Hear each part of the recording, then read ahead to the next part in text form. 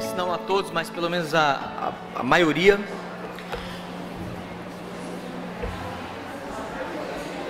Vamos já nos organizando, sentando, nos preparando para a nossa aula. Nosso assunto é um assunto que exige entendimento e ao mesmo tempo ele tem um aspecto prático muito grande. E é um assunto que é daqueles que eu falo assim, graças a Deus, às vezes a gente tem um entendimento errado, mas o Espírito Senhor por causa da palavra e a prática da palavra, nos leva a ter uma prática mais ou menos correta, apesar de um entendimento errado, né? Vamos orar então primeiro e daí nós estaremos estudando. Hoje nosso estudo vai se basear na pergunta 150 a 152 do Catecismo Maior de Westminster, tá? Mas nós estaremos fazendo bastante análise da exposição da palavra para poder então verificar se de fato essas coisas são realmente assim. Oremos. Deus amado, nós agradecemos porque o Senhor não nos deixa às escuras, desorientados, cegos, desnorteados, e assim, ó Deus, susceptíveis ao erro, ao engano, ao sofrimento e a toda consequência que o nosso pecado traz sobre nós quando desobedecemos e agimos contra o Senhor. Nós te louvamos, ó Deus, porque o Senhor nos dá sabedoria, discernimento, não somente para nos relacionarmos com o Senhor, mas para que, ó Deus, possamos também nos relacionar uns com os outros e termos uma vida, ó Deus, justa, uma vida, ó Deus, de equidade, uma vida produtiva, segura, e que realmente, Pai, faz a produção do bem nas nossas relações. Dá-nos, ó Deus, nesse momento, sabedoria neste assunto que nós abordaremos, para que possamos crescer não somente em graça e conhecimento, mas capacitados pelo Teu Espírito, amar a obedecer a Tua palavra. Em nome de Cristo Jesus é que nós oramos. Amém. Ok, eu acho que desde pequenininhos, quando éramos crianças, a maioria de nós, se não todos aqui, aprendemos um cântico, que é assim, pecadinho, pecadão, essa não. Já aprendeu essa música? Né? Inclusive essa música também existe em espanhol, pecatito, pecadão, estonon, né? Aprendi porque eu sei que tem em espanhol por causa do Marcelo Sanches. Mas a gente aprendeu isso, né? Que olha, não existe pecadinho, pecadão, é tudo pecado, né? E assim por diante. Por muito tempo a gente ouviu isso e concordou, e talvez alguns de nós aqui ainda pense assim, não, pastor, não existe pecadinho, não existe pecadão, pecado é pecado, né? Todo pecado é pecado. E o que eu quero desconstruir com os irmãos para que nós possamos entender à luz das Escrituras é que sim, existe pecadinho, pecado e pecadão. O Adés vai hoje virar na cadeira ali, viu, Adés? Mas já me olhou assim, calma aí que nós vamos para as Escrituras. Existe sim pecadinho, pecado e pecadão. Graças a Deus, na sua misericórdia, que apesar de termos um entendimento errado, estabelecido por tanto tempo no nosso meio, negando esse ensino e essa realidade bíblica e da nossa experiência, e apesar disso nós não agimos e nem vivemos de acordo com o erro, embora cometemos erros por causa da falta de entendimento, tá? Vamos lá, vamos abrir em dois textos em primeiro lugar, e daí nós vamos fazer algumas considerações para entendermos o que isso significa. Abramos em primeiro lugar o texto de Evangelho de João,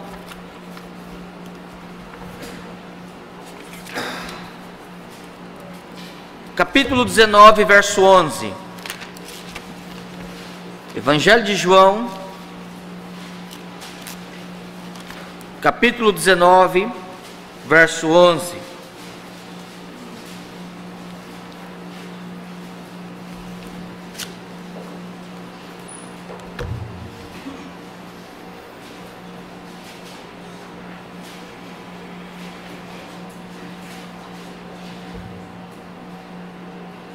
E aqui nós temos um diálogo do Senhor Jesus com Pilatos. E Pilatos então estava naquele momento dando uma que a gente chama de carteirada, né? Uma carteirada em Jesus, assim, ó, eu sou mais autoridade aqui, sou eu que mando aqui nesse lugar. E a resposta de Jesus, com toda a brandura, com toda a serenidade, né, porque a autoridade não é grito, a autoridade não é no berro, né? A autoridade é um exercício daquele que é. E Jesus então, em João 19, verso 11, ele responde assim: nenhuma autoridade teria sobre mim, se de cima não te fosse dada. Por isso, quem me entregou a ti, maior pecado tem.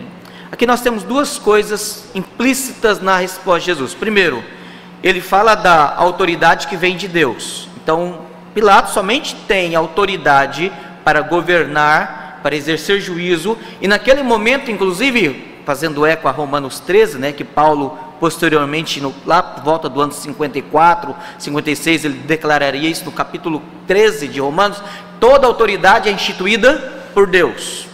Então, toda a palavra de Deus, ela se complementa. Então, de fato, Pilatos, como autoridade instituída por Deus, e naquele momento representando a autoridade de Deus, e o próprio Deus julgando o seu filho, de fato, estava ali autorizado a fazer isso. Mas o detalhe é que todo o processo estava viciado, todo o processo era injusto, e todo o processo estava movido por pecado.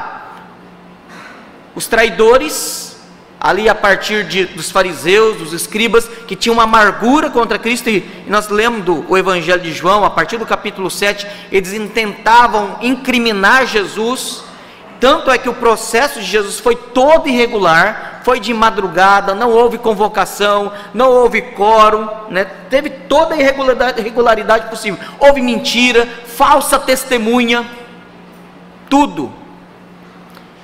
Mas quando Jesus é agora apresentado diante de Pilatos, ele também diz: por isso, quem me entregou a ti, maior pecado tem. Então observe bem, o próprio Senhor Jesus aqui, ele deixa bem claro: você está pecando. Qual era o pecado de Pilatos? Temor de homens.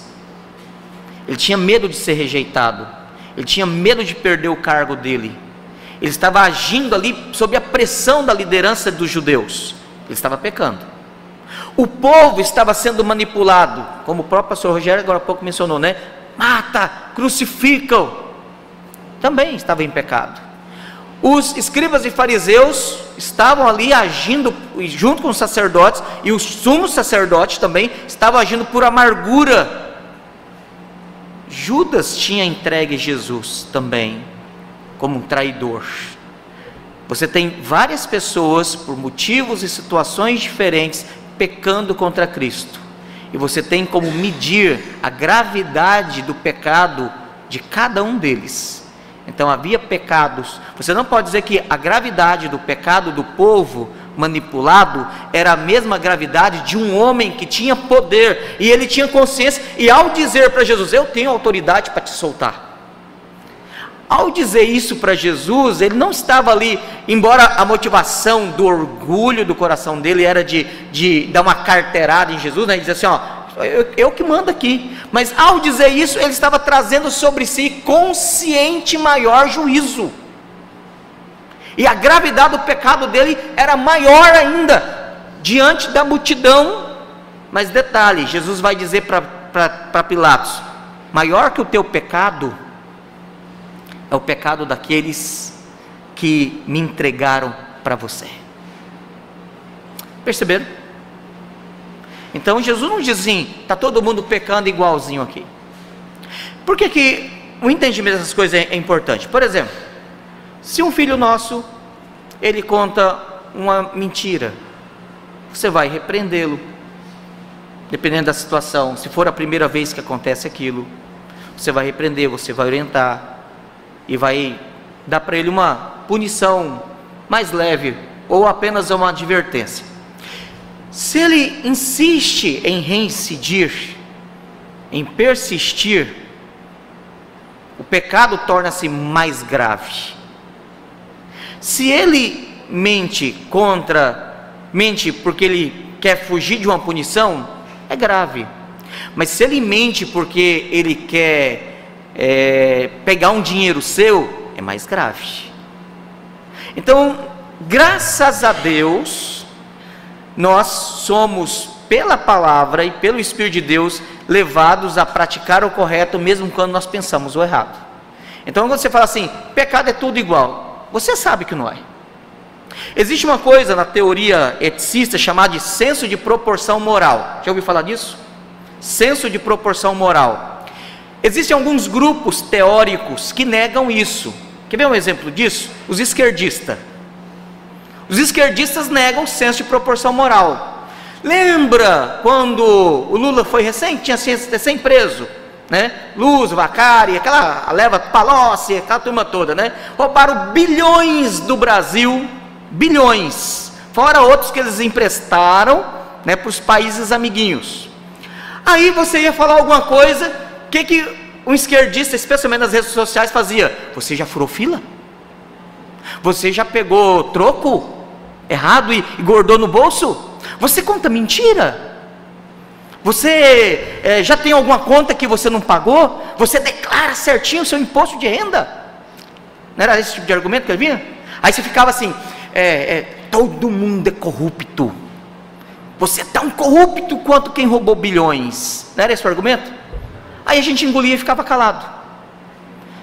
Sabe o que está por trás desse tipo de argumento? A negação do senso de proporção moral. Você vai pegar o seu filho porque contou uma mentira e vai levar lá na cadeia e falar assim, bota na cadeia e 10 anos de cadeia para ele. Você vai fazer isso com seu filho? Você vai mentir para você? Por que você não faz isso?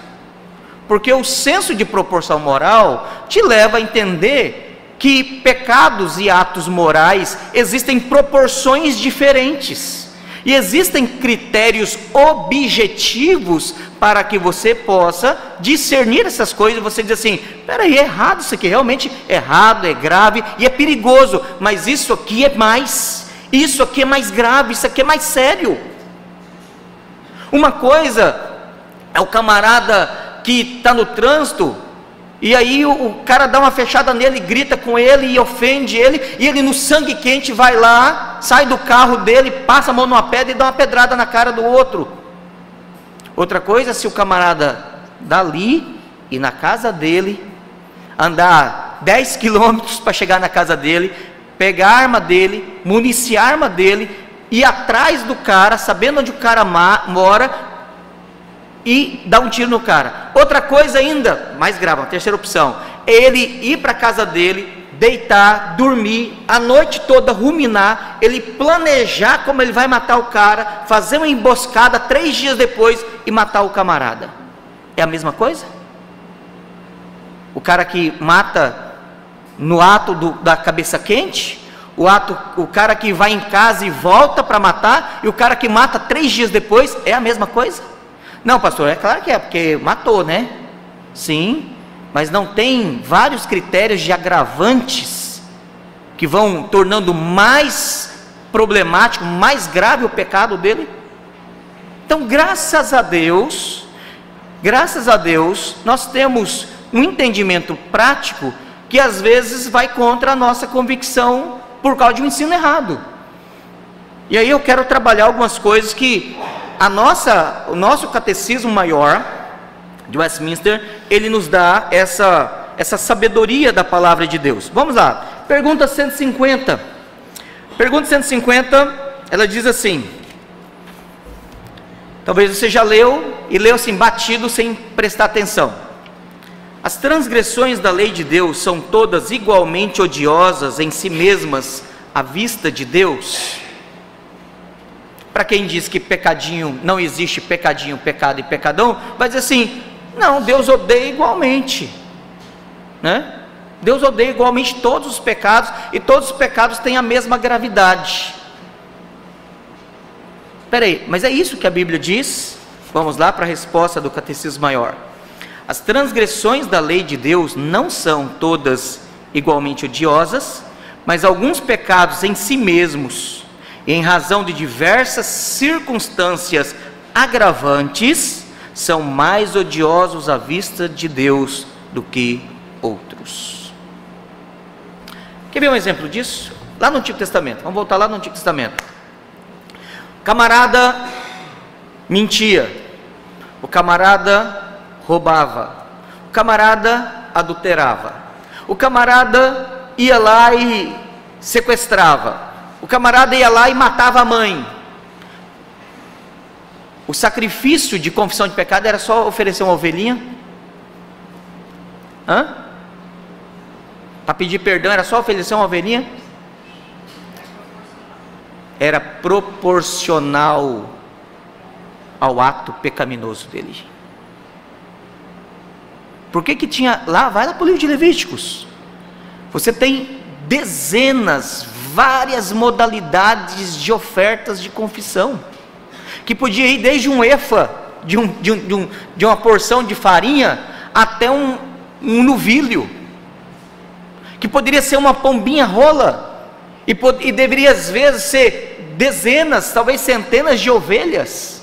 Então pecar, e dependendo da gravidade do pecado, empobrecia o camarada, porque era a forma de Deus mexer com o indivíduo. Então observe bem, já no Antigo Testamento Deus estava através dos rituais, dos sacrifícios, ensinando o povo o quê? Pecado tem consequência, pecado tem gravidade, pecado tem proporções morais distintas. Tanto é que o filho que batia no pai e na mãe, ele tinha que oferecer uma ovelhinha. Pega lá capítulo 21 de Êxodo, ele era levado para fora do arraial e morto. Nem uma ovelhinha resolvia o problema dele, já era morte. Então, quer ver um outro exemplo? E aí isso fica mais claro no Novo Testamento. Se todo pecado é igual, por que existe um pecado que é imperdoável? Abra comigo, por favor, lá em 1 João 5,16. Se todo pecado é igual, por que Deus diz assim: esse pecado aqui eu não perdoo não, ele me causa maior asco, maior nojo, maior ofensa? 1 João 5, verso 16. Esse texto aqui eu acho ele muito pesado, muito difícil de interpretá-lo.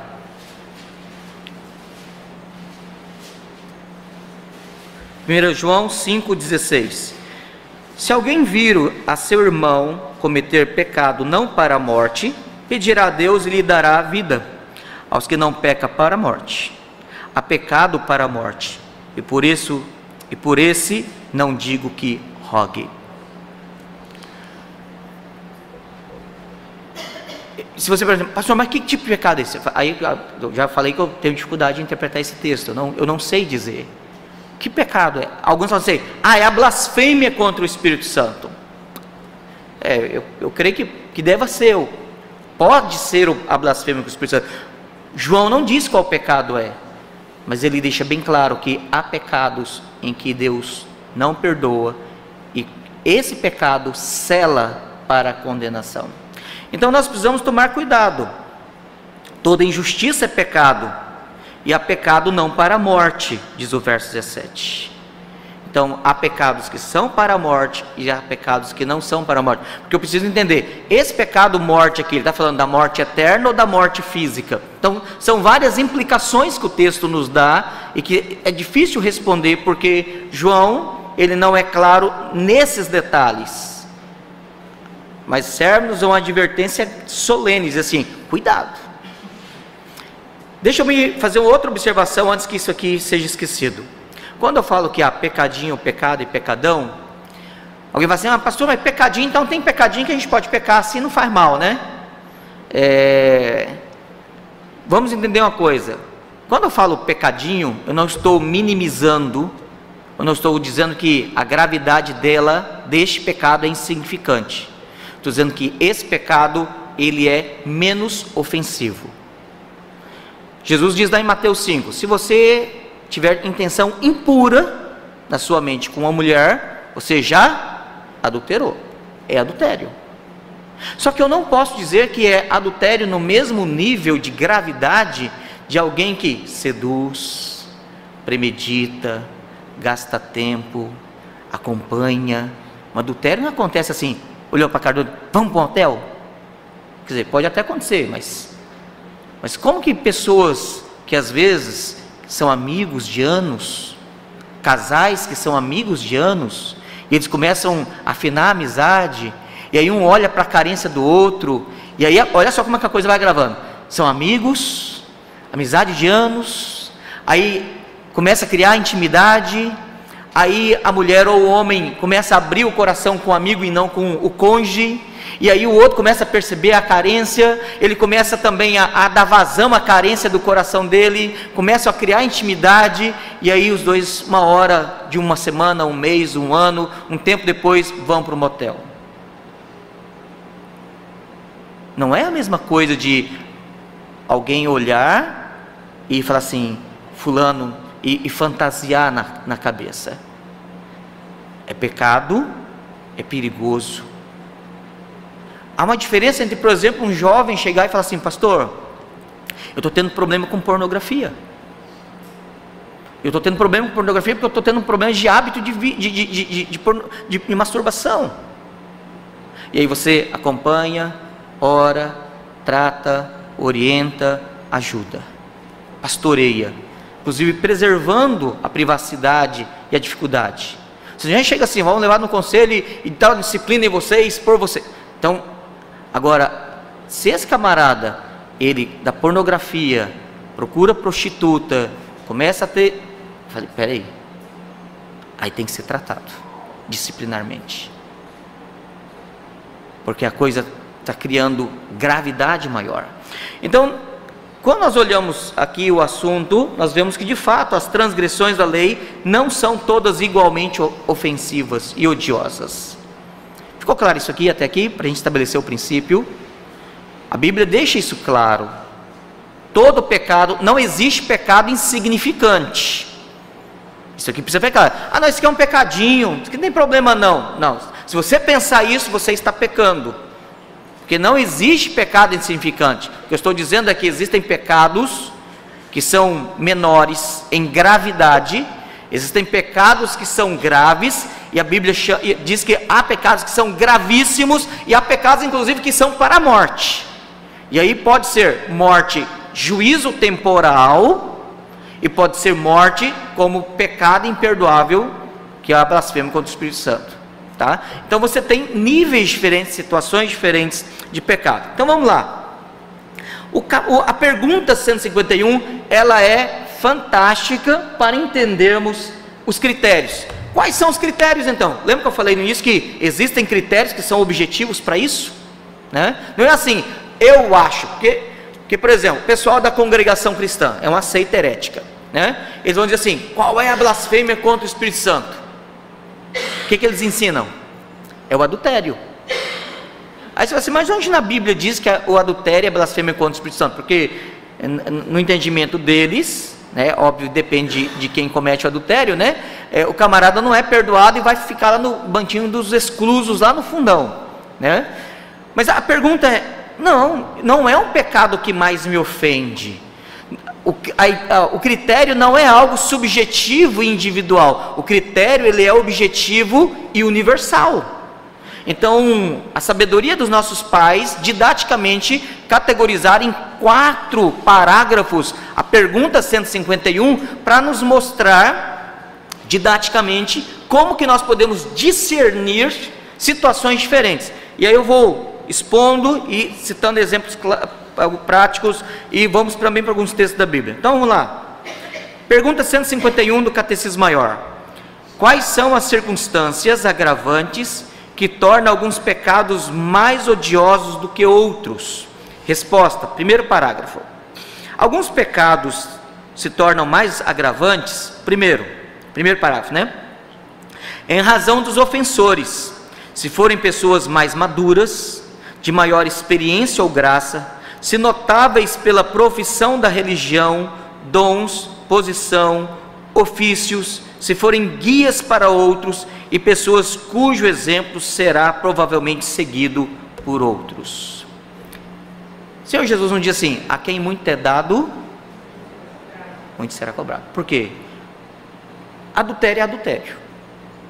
Vamos dizer que um membro da igreja, ele cometa o mesmo adultério, naquela categoria, criou amizade, intimidade, tal, ganhou a confiança do marido da mulher, envolveu, acompanhou, seguiu, né, e está ali, e aí os dois criam um vínculo afetivo, uma paixão pecaminosa, vínculo pecaminoso, e os dois decidem ter relação sexual, adulteraram, é grave, a gente conhece histórias assim, sabe como que isso é doloroso. Mas vamos agora pensar outra coisa, vamos dizer que esse cara é o pastor, que tem sobre si a atribuição de cuidar,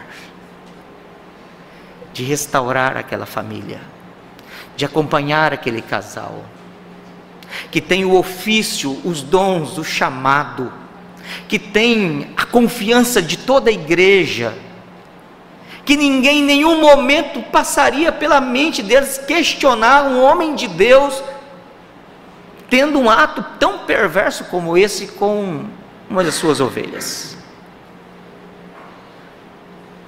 É a mesma gravidade? Então, o primeiro critério é a posição que a pessoa ocupa. O pecado é o mesmo, pode ser feito inclusive dentro do mesmo molde, mas dependendo da posição que ele ocupa, a gravidade é maior, a ofensa é maior, o escândalo é maior, o estrago é maior, a consequência é maior, porque para Deus é mais odioso esse tipo de pecado. Uma coisa, Israel tinha adultério, mas no dia que Davi resolveu tomar Betseba para si, Israel trouxe condenação sobre si. Então nós precisamos lembrar que há diferente sim por causa, mas olha só, não é só a posição, em razão dos ofensores. Então o primeiro critério é, quem é o ofensor? Quem é o ofensor? Se forem pessoas mais maduras, ou seja, uma coisa é um neófito, um novo na fé, um novo convertido, falar assim, eu gosto de assistir as baboseiras do Valdomiro Santiago na TV, né? Tá ruim. Você fala, não, é novo na fé, vem cá, deixa eu te ensinar um negócio, aquilo ali é um lobo, aquele camarada lá não é pastor não, aquilo ali é um lobo, tá. Outra coisa, se um presbítero faz isso, não, eu assisto, inclusive eu sou cooperador. Aí você fala assim, ó, infeliz, né? Dá vontade de pegar o cara e encher ele de bolacha. Aí sim, não, encher ele de bolacha, né? Segundo, se ele tem maior experiência ou graça, ou seja, uma coisa é um jovem que não tem experiência da vida, outra coisa já é um homem maduro. A gravidade é maior. Outra coisa, se são pessoas que têm, mas se ele for pastor, tá? Vamos dizer, mas tem pastor e tem pastor. Tem pastor que Deus ele dá mais oportunidades. Existem pastores que Deus faz com que eles sejam, por exemplo, um Augusto Nicodemos, que influencia não é só dentro da IPB, influencia fora da IPB. Se eu cair, é uma coisa. Se o João, lá do interior de Rondônia, cair, é outra coisa. Se o Augusto cair, o estrondo é maior. Perceberam? Então, a experiência também da graça, ou notáveis pela profissão da religião. Eles são pessoas notáveis, são pessoas de influência, eminentes na vida cristã. Tradução aqui e dali não está batendo, mas a posição, ofícios, os dons, se forem guias para outros. Lembra quando Jesus disse aos fariseus assim, ai de vocês fariseus, que são cegos, o que ele falou? Guias de cegos, porque vocês não somente andam o mundo fazendo prosélitos, mas impedem que muitos, e ficam na porta, impedindo que muitos entrem no reino de Deus, porque de fato eles diziam, o verdadeiro Deus é o Deus de Israel, nós devemos adorar a Deus, o Deus que tem que ser adorado é esse daqui. Mas na hora que fala assim, e como que nós podemos entrar no reino dos céus? Obedecendo às nossas leis. Aí, o cara ia para o inferno. Ia para o inferno, religiosamente cumprindo os preceitos dos fariseus. e pessoas cujo exemplo será provavelmente seguido por outros. Ou seja, o sujeito, o ofensor, a posição, a maturidade, a influência dele torna um pecado grave, mais grave, muito grave ou imperdoável. Ficou claro isso aqui? Segundo ponto agora, segundo parágrafo, vamos lá. Em razão das pessoas ofendidas. Então, em primeiro lugar, o ofensor. Dependendo do ofensor, a ofensa é maior. Agora, o ofendido. Dependendo do ofendido, a ofensa é maior. Em que sentido? Vamos lá. Se as ofensas forem diretamente contra Deus, o cara chegar e começar a blasfemar contra Deus, falar que Deus e demônio é a mesma coisa. Já viu o tipo de gente que fala assim? Começar a falar palavrões contra Deus. Blasfêmia pesada mesmo. Tem aquele filme Advogado do Diabo, não sei quantos assistiram. Tem uma parte lá do filme que eu fiquei assim, incomodado, porque o ator lá, ele começou a blasfemar. Aí falou assim, mas tudo bem, era só, né? Era um filme, mas foi blasfêmia pesada. É pior do que filme de terror, porque ali foi blasfêmia pesada. Então, ofensa direta contra Deus. Uma coisa, a gente ofende a Deus uma interpretação errada, sim, por isso que os intérpretes da palavra, o que Tiago fala lá no capítulo 4? Irmãos, tomamos cuidado, porque não sejamos muito mestres de nós mesmos, porque nós daremos conta dessas coisas, nós prestaremos conta.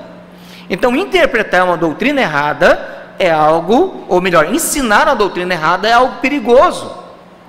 Por isso que pregadores, professores, irmãos que têm um dom de mestre, dom de ensino, aqui nós temos vários. Se você ensinar algo errado e depois você entender ou aprender algo corrigido, certo? Você tem o dever de chegar em quem você ensinou errado e dizer assim, me perdoe, eu cheguei agora pela graça de Deus a um entendimento maior desse assunto, me perdoe, eu ensinei errado algo a você, preciso corrigir algo que eu disse. Então, mas isso é grave, se você ensinar o erro. É grave, é mais grave ainda se você descobrir a verdade e por orgulho não querer corrigir. Agora, é mais grave ainda quando o camarada sabe que ele está ensinando a mentira e ele ensina para poder se aproveitar das pessoas. É mais grave ainda. Por isso que a Bíblia chama eles de lobos. Não é uma figura de linguagem de elogio. Mas se as ofensas forem diretamente contra Deus, seus atributos e culto, né? Por isso é perigoso a quebra do terceiro mandamento. Por que nós devemos? O terceiro mandamento é um dos mandamentos que é um dos mandamentos que a gente tem mais facilidade de quebrar, porque nós podemos confundir o uso temente do nome, dos atributos de Deus, e podemos também usá-los de forma irresponsável, leviana, frívola, na brincadeira, né?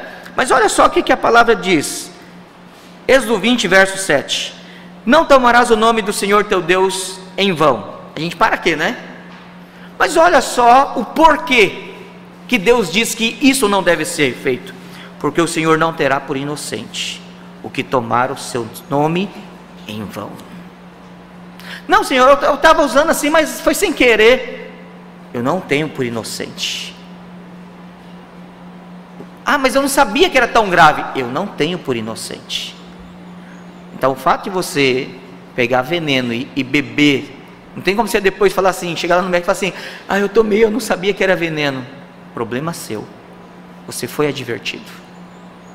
Então nós devemos tomar cuidado, porque nós não podemos brincar. Alguns de nós têm o hábito de falar assim, misericórdia, né Jesus, misericórdia, e ficar brincando com... Misericórdia não é um atributo de Deus?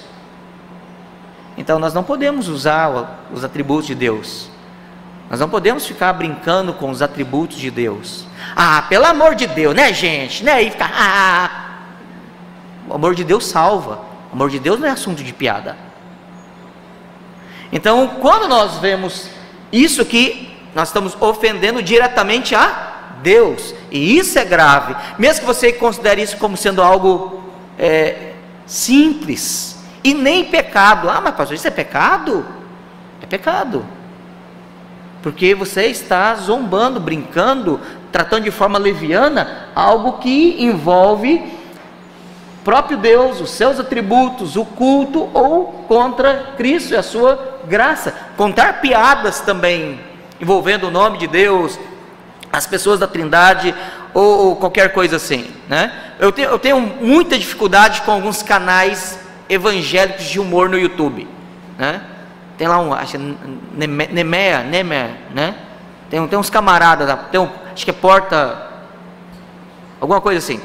Tem vários canais gospel. Tem o do Pastorzão, que é um cara que fica com um paninho no ombro, e assim, às vezes você ri, eles encenam situações engraçadas que acontecem comumente nas igrejas, mas o problema é que o camarada não sabe fazer humor, apenas mostrando a situação, sem blasfemar contra Deus. É muito pesado. Então assim, eu decidi não assistir mais esse tipo de programa, porque eu entendo que implica nisso aqui, né? É grave quanto a isso aqui, contra o Espírito Santo, o seu testemunho e operações. Aí vai lá, então, primeira parte da segunda resposta, ou do segundo parágrafo, é contra Deus. Segundo, contra superiores, pessoas eminentes e aqueles a quem estamos especialmente relacionados e a quem devemos favores. Isso aqui é outro detalhe, vamos lá. Cadê o Davi? O Daniel está lá, né? Vamos imaginar o Daniel. Tá? Isso não acontece, e graças a Deus não vai acontecer, porque a gente sabe o pai que ele tem, né? Danielzinho está lá na escola, professor, diretora, estuda onde? Aí não estuda ainda, mas só o Davi. Vamos pegar o Davi então. Davi, estuda onde? Cassia. Supervisor, orientador pedagógico liga para o Davi, para o Tiago. Seu Tiago, pai Tiago, né? O senhor poderia vir aqui agora na escola? Posso? O que aconteceu? Não, é um assunto que a gente precisa conversar aqui. Aí o Tiago pega o carro dele, chega lá, tal, pensando que será que o Davi machucou, será que aconteceu alguma coisa com o Davi e tal. Aí ele vai lá na orientação pedagógica, o Davizinho está sentado lá, e a outra criança, e o pai da outra criança, e o menininho chorando, e o pai lá assim já furioso. O que aconteceu? O que aconteceu? O que aconteceu? O que aconteceu? Né? Aí o orientador, não, é coisa de criança, mas é bom a gente conversar, para que a gente possa ter uma boa amizade. O Davi se ofendeu com o Zezinho aqui, e ele sentou o murro na cara do Zezinho. Ok, aí o pai está lá esperando, né, o pai do Zezinho. Não, o Davi, o Tiago, como é que ele falou? Oh, pai, me desculpa, eu vou conversar com ele quando chegar em casa, né, e tal, a gente vai orientar ele para isso não acontecer mais, a gente vai corrigir a situação, me perdoe, e eu espero que isso não fique nenhuma sequela, inimizade entre nós. Aí o orientador, que bom que vocês se resolveram, e que bom que depois deu tudo bem, acabou. No outro dia, orientador pedagógico, pai, Tiago, o senhor poderia voltar aqui na escola de novo hoje? Aí o Tiago já fala assim, meu pai do céu, ele sentou a mão no Zezinho de novo, entrou no carro, chega lá no classe A, está lá a professora, o Davi, aí ele fala assim, mas o Zezinho, o pai dele não está aqui, então é outra coisa. E aí o Tiago chega lá e fala assim, ô professor, o que aconteceu? Não, o Davi foi desentender com o Zezinho, e aí a professora baixou para falar assim, não briga com ele, vocês têm que ser amiguinhos. E o Davi virou a mão na cara da professora. Aí o Tiago, professora, me perdoe, a gente vai chegar em casa, vai ter uma outra conversa, e aí a gente vai usar o diálogo com o rapaz. Ok. Mas enquanto agora, ainda em sala, tá, a coordenadora pedagógica, a professora que está irritada ainda por causa da situação, e o Davi bravo, porque ele acha que ele está na razão, o Tiago baixa para dar o recado assim na orelha dele, na hora que a gente chegar em casa, a gente vai conversar. Aí o Davi olha para o pai dele, no olho do pai dele, morreu, né?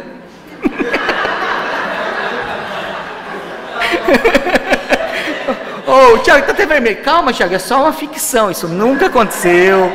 Respira, Respira, calma, calma, calma.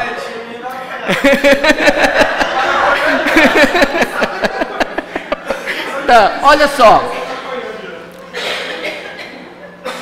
Não é a mesma coisa. O ato é o mesmo. Ele deu um soco.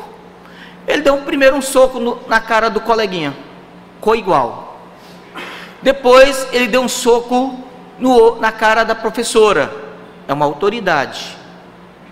E agora ele deu um soco na cara do próprio pai. É mais grave ainda. Então observe bem, em razão das pessoas ofendidas. O coleguinha, eles briga, rola, dá um soco no outro, daqui a pouco eles estão se brincando, jogando bola. Com a professora, ele vai ter que se retratar, vai ser corrigido. A professora, sendo um adulto, entendendo que é uma criança, ela tendo maturidade para inclusive saber que ela tem que exercer a autoridade, ter domínio de sala de aula, ela vai contornar, vai ficar talvez ressentida em alguma coisa, mas ela vai resolver a situação no coração dela. Agora, a gravidade de um filho agredir fisicamente o próprio pai, no Antigo Testamento escabava em morte. Então, observe bem, pessoas eminentes e aqueles a quem estamos especialmente relacionados e a quem devemos favores. Outra coisa, uma coisa é a gratidão e a ingratidão, ela também agrava o pecado mais ainda. Uma coisa, por exemplo, é o Gustavo chegar em mim e falar assim: pastor, você poderia me indicar um livro? Ah, está aqui, tá, esse livro aqui. Outra coisa é, por exemplo, eu estar passando por uma dificuldade financeira muito grande e meu filho está precisando de comprar um medicamento, eu não tenho onde conseguir o medicamento, e se ele não tomar o medicamento, a enfermidade ele vai agravar mais ainda. Gustavo chega em mim e fala: pastor, está aqui uma oferta para comprar o seu medicamento. Favor é uma dívida que a gente tem para o resto da vida. Favor não paga, né? Passa 2, 3 anos, Gustavo entra num problema conjugal. Vai acontecer não, tá, Gustavo? Problema conjugal. Ele me procura e fala assim: pastor, eu estou precisando de um aconselhamento. E aí eu dou as costas para ele. Eu falo: não, cara, vai se resolver com a Nathalie para lá, e eu não tenho nada a ver com isso não.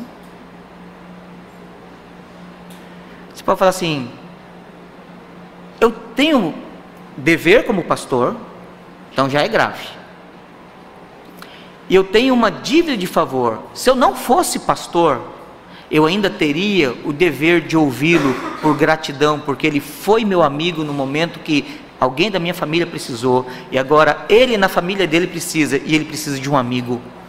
E como amigo eu preciso, no mínimo, ser grato em retribuir o favor, mesmo que eu faça assim: cara, eu não sei que conselho te dar, mas eu vou te dar pelo menos meus ouvidos para você desabafar seu problema.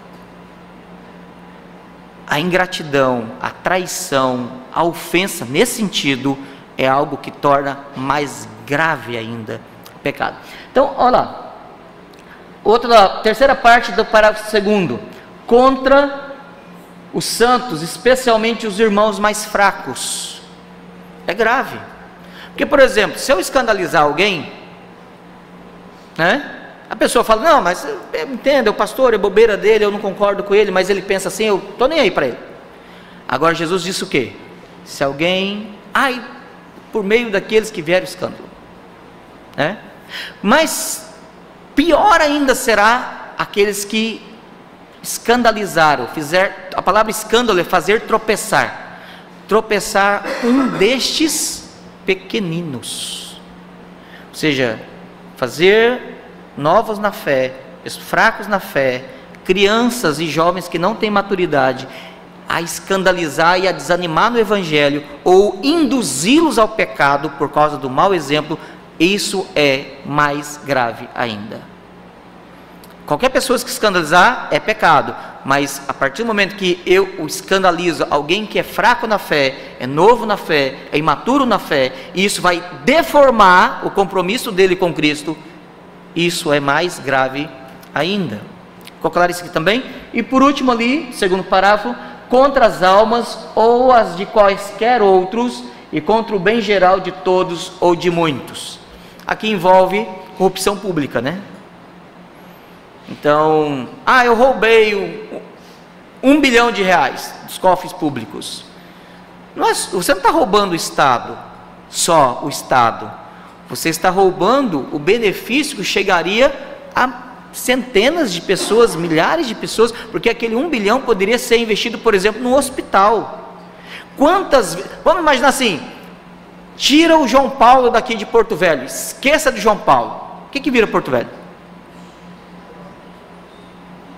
Quantos milhões por mês precisa para o João Paulo funcionar? Alguém sabe? Média, custo, próximo. Será que uns 5 milhões dá para pagar o João Paulo mensal? Manter ele funcionando? Não sei, vamos dizer que sim. E aí um político ou um grupo de políticos vão lá e desvia o dinheiro que deveria ir para a saúde, e esse dinheiro não chega para o João Paulo, e o João Paulo tem que ser fechado por falta de verba. O pecado deles não é apenas a corrupção do roubo, mas, o que diz ali? O bem contra o bem geral e de muitos. Ou seja, sabe como é que vai ser o pecado desse cara que roubou? Ele não cometeu só um pecado, que foi o roubo. Toda e cada pessoa, presta atenção nisso aqui, toda e cada pessoa que poderia ter a vida melhorada, toda e cada pessoa que poderia ter sido curado, toda e cada pessoa que poderia ter sua vida salva, Deus vai cobrar desse cara no dia do juízo. Perceberam a gravidade?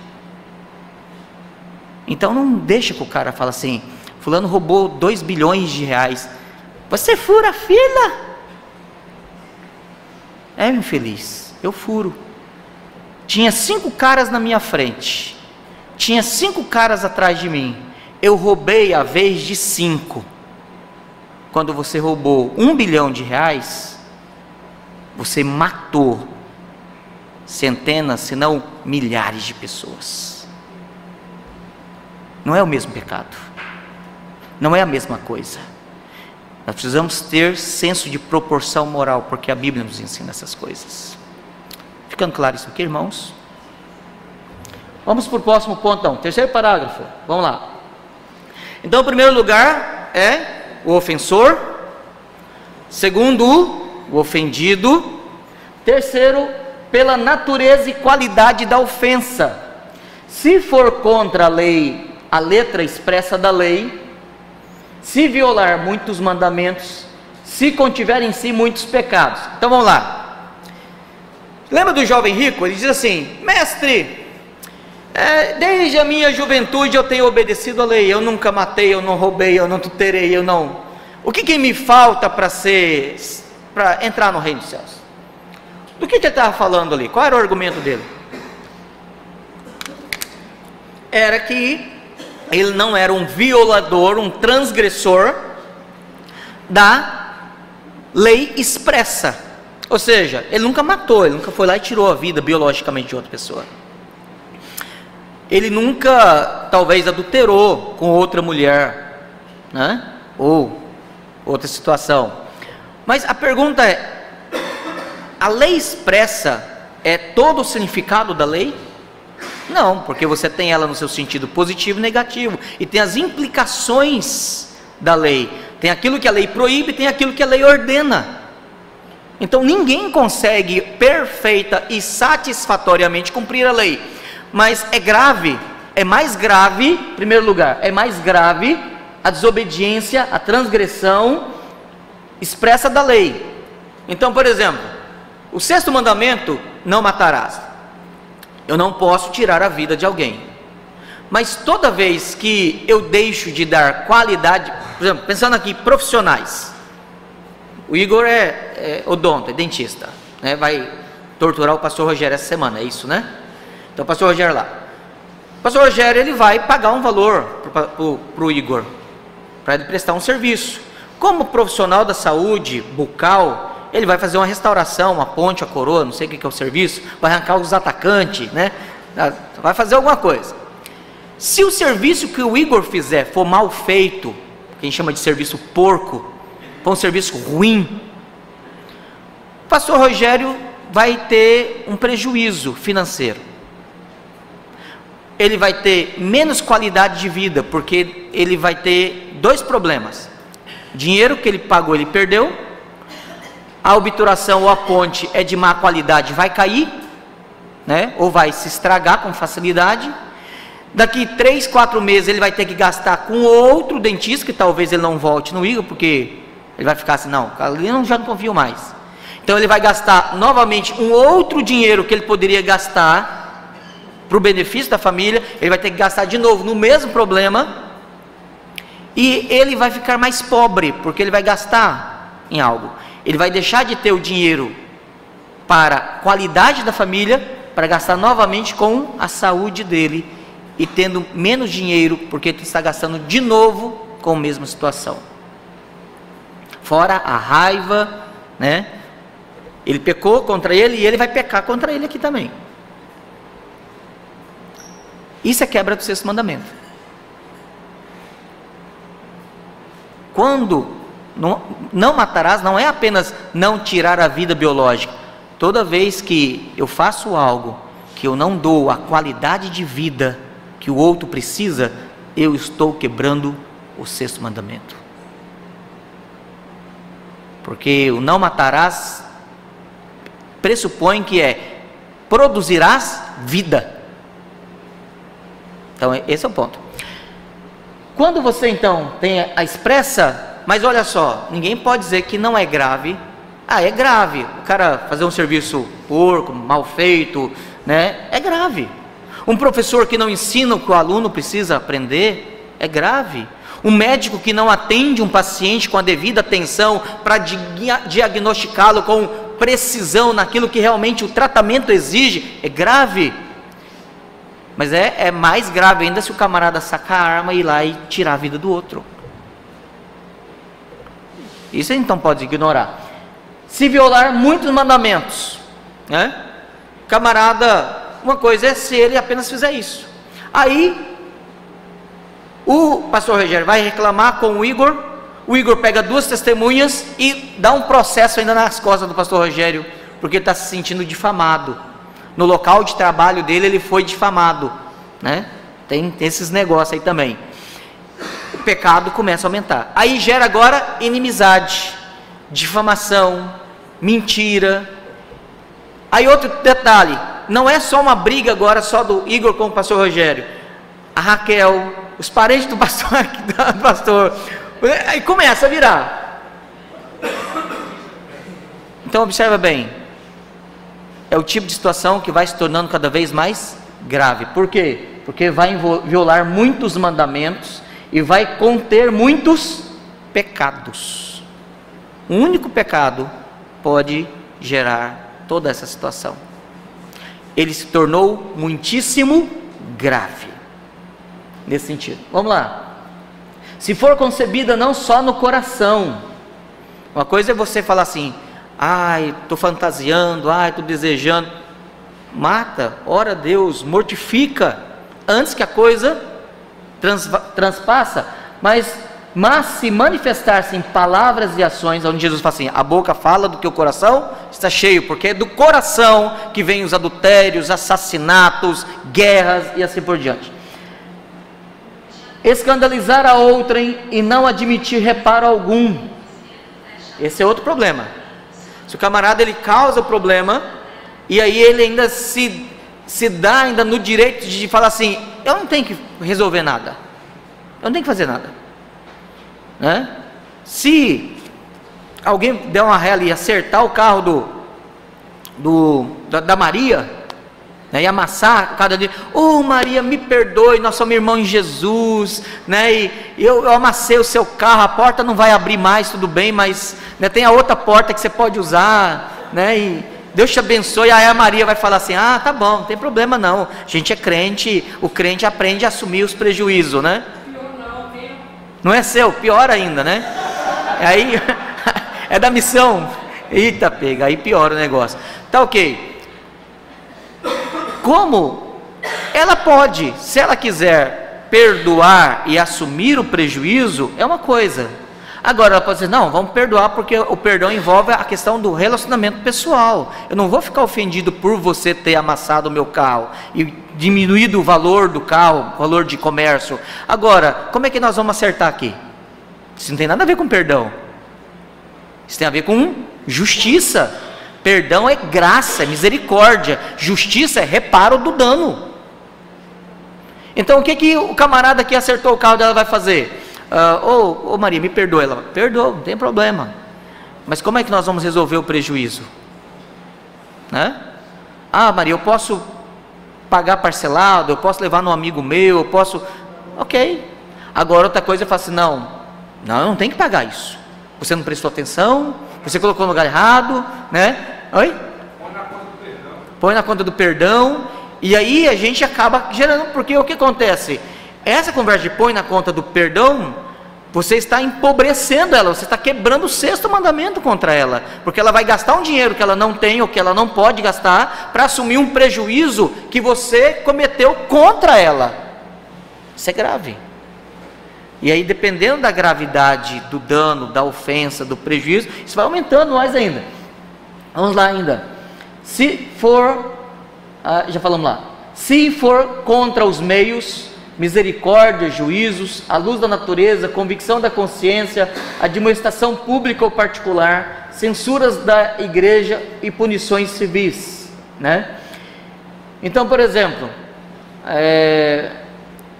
em vez da pessoa, ela cometeu o erro, ela precisa ser tratada, ela foge, ela não aceita o tratamento, ela rejeita a disciplina, ela deixa de congregar, ela fala mal de quem está tratando dela, ela tenta desacreditar os seus cuidadores, os seus pastores, os seus presbíteros, os irmãos,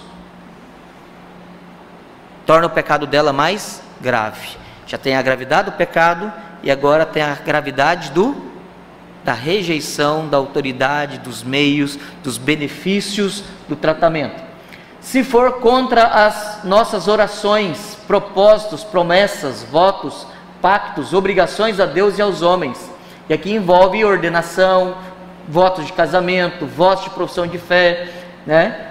As promessas que fazemos uns aos outros, as obrigações que nós temos uns com os outros, isso torna também mais grave. Então a coisa vai só piorando, né? Se for feita de forma deliberada, uma coisa é fazer igual o chá, foi sem querer querendo, né?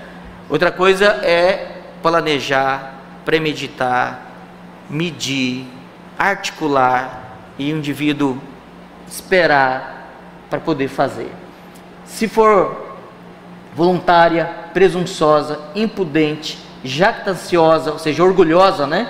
Maliciosa, frequente e obstinadamente, com displicência, persistência, reincidência, depois do arrependimento.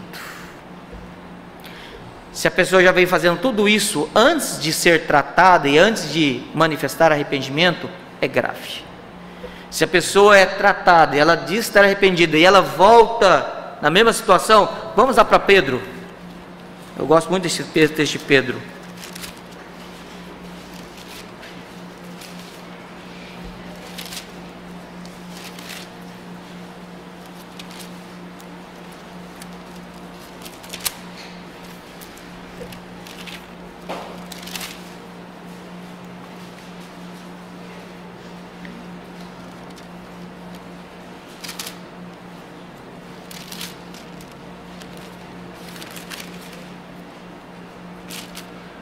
Agora que eu lembrei dele agora de cabeça, é quando ele fala que eles são como a porca que volta a revolver-se na lama e o cão que volta ao vômito.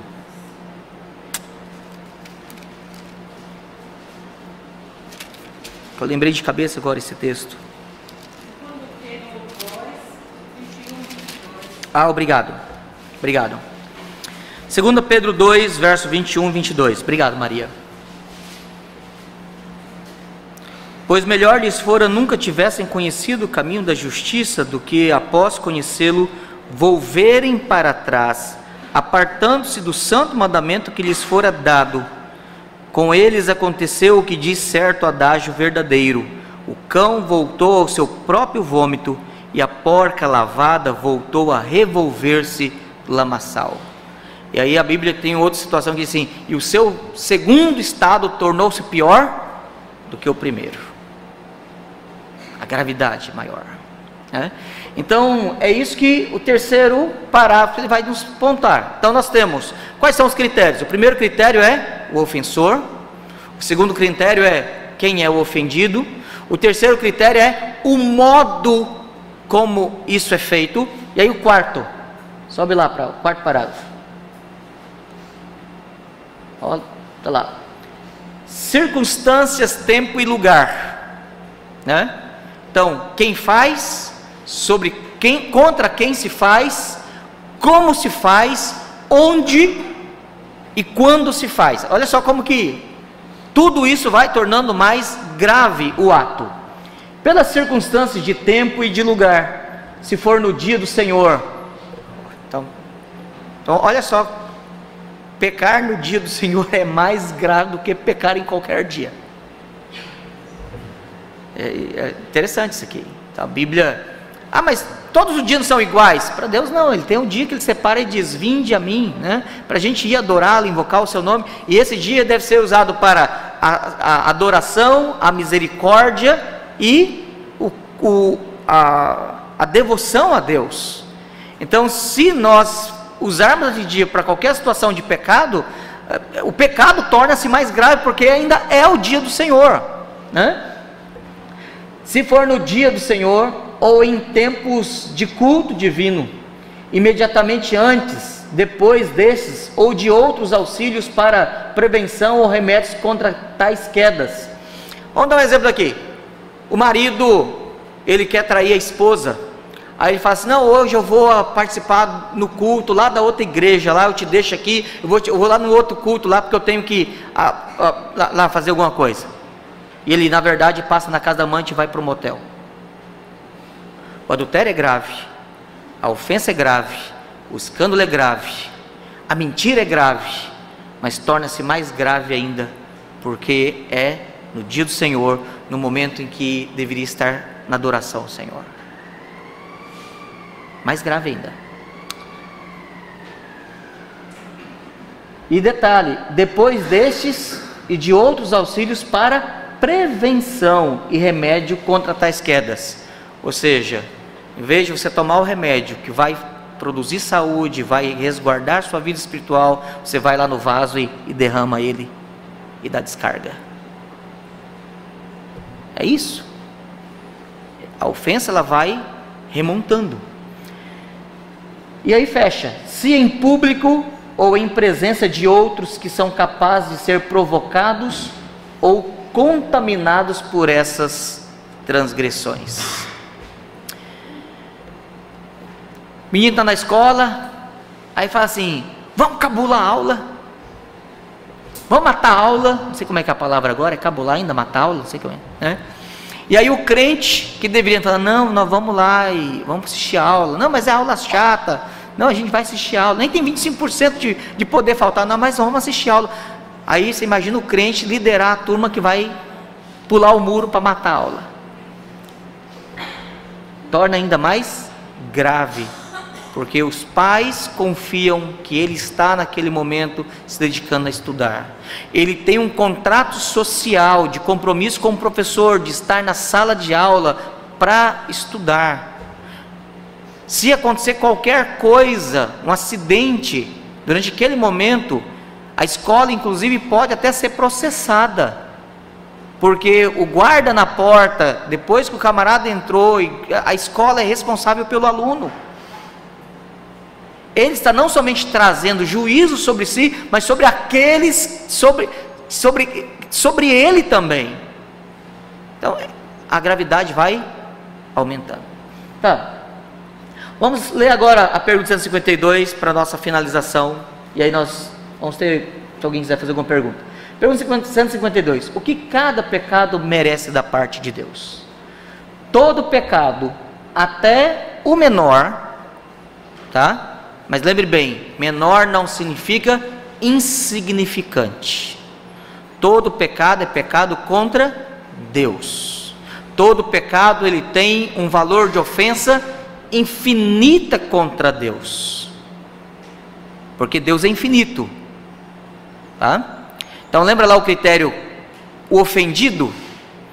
Todo pecado você pode pecar contra o seu próximo, contra o seu pai, contra o seu irmão, contra o seu vizinho, seu colega de trabalho, seu cliente. O pecado ele vai ter um grau de ofensa, mas você deve lembrar que todo pecado é pecado contra Deus.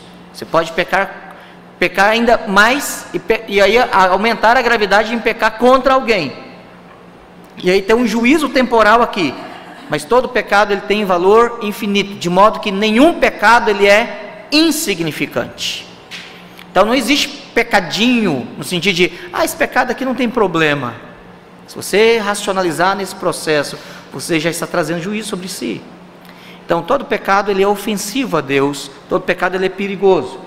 Então todo pecado, até o menor, sendo contra a soberania, bondade, santidade de Deus, contra a sua justa lei, merece a sua ira e maldição, tá? Nesta vida e na vindoura, e não pode ser expiado, senão pelo sangue de Cristo. Independentemente do pecado que você fez, a Bíblia diz assim: todos pecaram, estão destituídos da glória de Deus. Todos nós somos pecadores. A diferença é que alguns dos nossos pecados eles são socialmente aceitos e outros pecados não são socialmente aceitos. Alguns pecados eles vão contra a nossa boa moralidade e alguns pecados estão dentro do nosso consentimento moral. Alguns pecados eles matam e alejam, deformam, e outros pecados eles acontecem apenas no quartinho sujo do nosso coração. Há pecados que trazem danos irreparáveis e outros que a gente consegue ir lá pagar ele. Mas todo pecado ele merece a ira e a maldição de Deus. Mas existem pecados que são mais graves. Então o menor pecado merece isso aqui.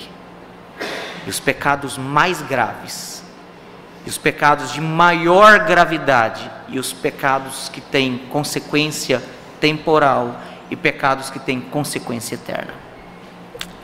Salvação não se perde, a gente sabe disso. Agora nós precisamos lembrar de algo muito importante: os nossos pecados podem tirar de nós a alegria da salvação, a certeza da salvação, a honra da salvação, a honra dos nossos dons e o exercício dos nossos dons, a honra e o exercício dos nossos ofícios, o prazer da comunhão do povo de Deus. A gente não perde salvação, mas a gente perde tanta coisa que a gente chega num momento da vida que a gente fala assim: eu nem sei se eu sou salvo, de tanto prejuízo que a gente alcança para a nossa vida. O que nos cabe? Recorrer à misericórdia de Deus no sangue de Cristo Jesus. Diz: Senhor, me perdoa. Abra comigo, por favor, lá em Romanos capítulo 2.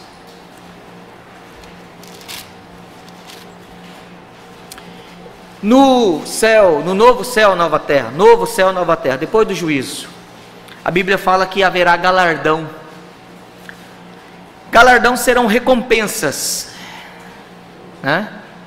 Então a gente brinca assim: haverá ruas de ouro, haverá mansões celestiais, né?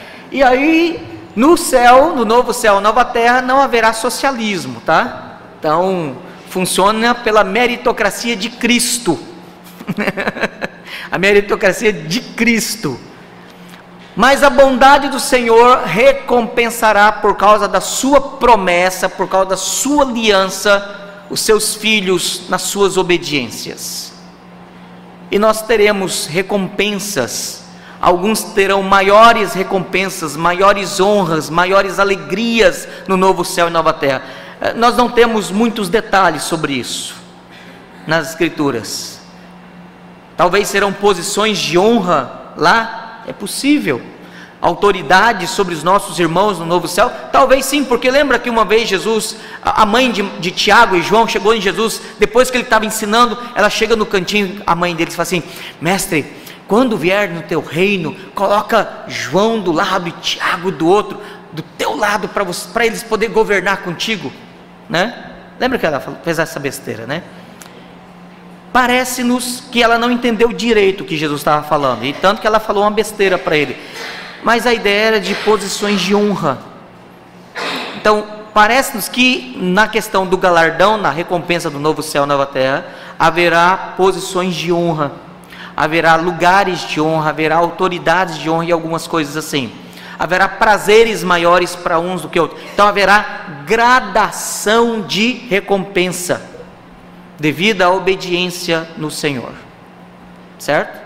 Porque da mesma forma, quem muito é dado, muito será tirado, por causa da desobediência e escândalos, a quem muito é dado também será muito acrescentado. A lógica também tem o valor reverso, né? Então, ponto. Agora a Bíblia também fala de que no lago de fogo haverá graus de tormentos maiores. Socialismo é uma ideia tão ruim que não nasceu na cabeça do diabo, nasceu na cabeça de gente doida e perversa mesmo. Porque a ideia de igualitarismo não existe nem no lago de fogo. Porque no lago de fogo, no dia do juízo, haverá maiores tormentos para uns do que para outros. Abra comigo, eu já pedi Romanos capítulo 2, verso 5 ao verso 8. Romanos 2, do verso 5 ao verso 8. Mas segundo a sua, segunda que é, a medida que, na medida de, conforme, na proporção, tá?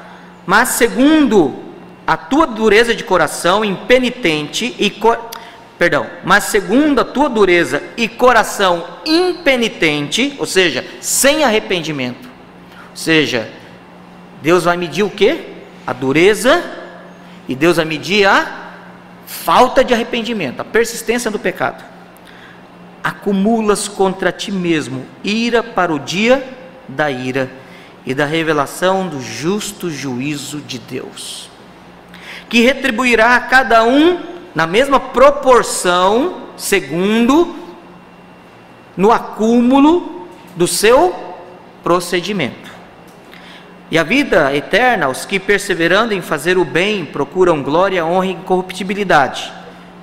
Mas a recompensa, a medida, na proporção será, verso 8, mas ira e indignação aos facciosos que desobedecem à verdade e obedecem à injustiça. O que nós aprendemos aqui? Que Deus vai medir duas coisas. Primeiro, a dureza e a falta de arrependimento do coração. E Ele vai medir também o procedimento. E Ele vai então calcular, e isso vai ser a recompensa e o juízo de cada um daqueles morrerem. No dia do juízo, o julgamento não vai ser assim: vamos ver se o Mário Sérgio vai ser salvo ou não agora, puxa aí não. Os anjos, não vão ser todo mundo ressuscitado, a Bíblia diz, né? Primeiro os salvos, os que estiverem mortos serão ressuscitados, os que estiverem vivos serão transformados, e depois, por último, serão ressuscitados os que morreram sem a graça de Deus. Aí virão os anjos, e o que os anjos vão fazer? Eles vão separar as ovelhas dos bodes, os salvos dos não salvos. Então observa bem, Deus não vai julgar para saber quem que é bode, quem que é ovelha, já vai estar separado. O que vai ser o julgamento? A recompensa do galardão dos que forem encontrados fiéis, a coroa da vida e as honras no novo céu e nova terra. E aos que morreram sem Cristo, segundo será medido no critério da dureza do coração, a falta de arrependimento e o critério do que torna mais grave o pecado de cada um. Um soldado de Hitler que foi para a guerra e agiu matando, torturando judeus e outras pessoas mais, e morreu sem Cristo, sem arrependimento, ele vai ser condenado. Agora, nós não podemos dizer que aqueles que faziam parte da Gestapo, que faziam parte da nomenclatura, os mentores do partido, e o próprio Hitler, se morreram sem Cristo, não dá para dizer que eles serão julgados no dia do juízo e terão a mesma condenação que aquele soldado que apenas cumpriu ordens, que fez por ideologia e que fez também o que ele sabia que estava errado. Ficou claro isso aqui? Então são graus diferentes. Pergunta é: existe pecadinho, pecado e pecadão? Então, a gente, graças a Deus, ensina os nossos filhos o certo, e talvez você muito tempo fala assim, não, claro que tudo é pecado, mas graças a Deus, Deus nos dá sabedoria na palavra, mesmo quando teoricamente a coisa não está tão clara na nossa mente, para a gente não ser injusto.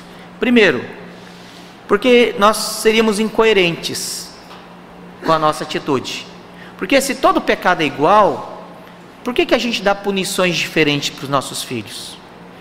Se todo pecado é igual, por que nós esperamos punições diferentes para as consequências diferentes dos nossos pecados? Se todo pecado é igual, por que nós não discordamos das diferentes sentenças para os criminosos da sociedade? Se todo pecado é igual, por que nós achamos que tal fulano merecia a morte e outro não? Ou quando você é multado pela polícia, você acha injusta e muito pesada a pena, né? Por causa da multa. Porque na verdade, lá no fundo você sabe, pecado e pecado são diferentes, dependendo de quem faz, contra quem faz, como se faz, onde e quando se faz, e do resultado que isso aumenta quando você faz. O pecado tem gravidade.